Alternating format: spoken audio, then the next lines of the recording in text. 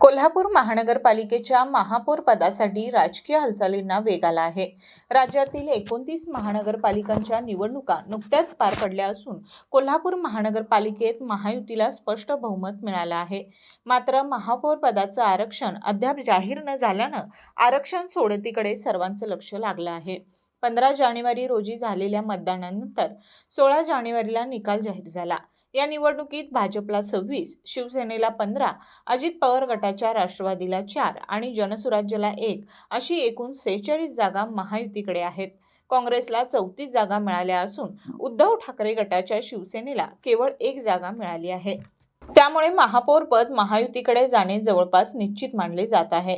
महायुती सर्वाधिक जागा भाजपकडे असल्याने महापौर पदाची पहिली संधी भाजपलाच मिळावी असा आग्रह पक्षांतर्गत स्तरावर होत आहे।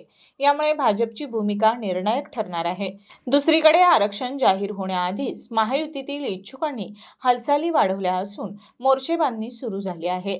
2010 पासून कोल्हापूर महानगरपालिकेचे महापौर पद सलग महिलांसाठी आरक्षित आहे। मात्र यावेळी खुल्या प्रवर्गासाठी आरक्षण होण्याची शक्यता वर्तवली जात आहे। शासनाने मागील 10 वर्षातील आरक्षणाची माहिती मागवली असल्यानं आरक्षण सोडतीनंतर चित्र स्पष्ट होणार आहे। आरक्षण जाहीर होताच कोल्हापूर महानगरपालिकेतील महापौर पदाची राजकीय चुरस आणखी वाढणार असल्याचं चित्र स्पष्ट होत आहे।